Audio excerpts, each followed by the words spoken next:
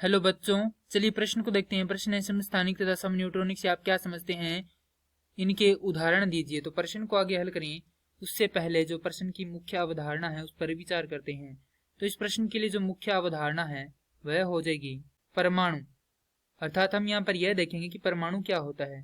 तो वह सूक्ष्मतम इकाई जिससे मिलकर पदार्थ बनता है परमाणु कहलाता है। अर्थात इसे हम यह कह सकते हैं कि किसी पदार्थ की वह सूक्ष्मतम इकाई जिससे मिलकर वह पदार्थ बना होता है उसका क्या कहलाता है, परमाणु कहलाता है। अब दिया गया है समस्थानिक तथा समन्यूट्रॉनिक से आप क्या समझते हैं, जो कि हमें प्रश्न में दिया गया। तो सबसे पहले हम लिखेंगे समस्थानिक। अर्थात हम यहाँ पर यह देखेंगे कि समस्थानिक क्या होते हैं। एक ही तत्व के वे परमाणु जिनका परमाणु क्रमांक समान हो परंतु परमाणु भार भिन्न भिन्न हो समस्थानिक कहलाते हैं। अब यहाँ पर उदाहरण देखें इसके, क्योंकि प्रश्न में हमसे कहा गया कि इनके उदाहरण भी दीजिए। तो समस्थानिक में जो सबसे पहले और जो महत्वपूर्ण उदाहरण यह होता है कि हम यहाँ पर देखते हैं कि जो हाइड्रोजन है उसके 3 समस्थानिक पाए जाते हैं। तो यहाँ पर हम लिखेंगे हाइड्रोजन का परमाणु क्रमांक और यहाँ पर लिखेंगे उसका द्रव्यमान अर्थात उसका भार।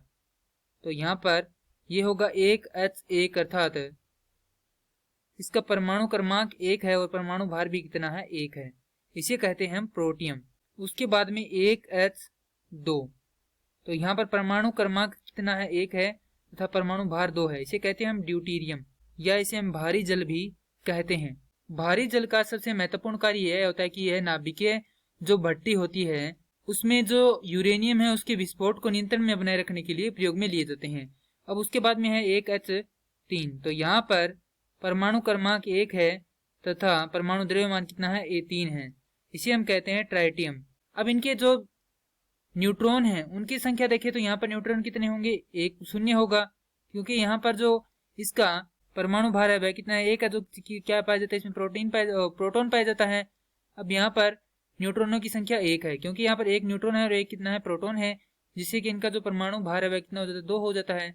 और यहाँ पर जो न्यूट्रॉन है वह कितने पाए जाते हैं, 2 पाए जाते हैं। अब आता है समन्यूट्रॉनिक। किन्हीं अलग अलग तत्व के परमाणु जिनमें न्यूट्रॉनों की संख्या समान हो समन्यूट्रॉनिक कहलाते हैं। जैसे कि हमारे पास सोडियम अणु है, तो सोडियम अणु के यदि हम न्यूट्रॉनों की संख्या को निकालें तो किस प्रकार से निकाल सकते हैं, जो उसका परमाणु भार है उसमें से उसके परमाणु क्रमांक को घटा दें। तो परमाणु क्रमांक जो परमाणु भार है उसमें से परमाणु क्रमांक को घटाएंगे तो हमारे पास न्यूट्रॉनों की संख्या आएगी 12। तो 12 न्यूट्रॉन। उसके बाद हम लेते हैं यहाँ पर मैग्नीशियम।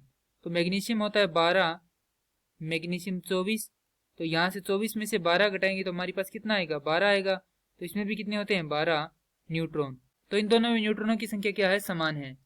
तो यहाँ पर हमने देखा कि समस्थानिक क्या होते हैं और समन्यूट्रॉनिक क्या होते हैं तथा इनके साथ ही इनके उदाहरण देखिए। मैं आशा करता हूँ कि यह प्रश्न आपको समझ में आया होगा। धन्यवाद।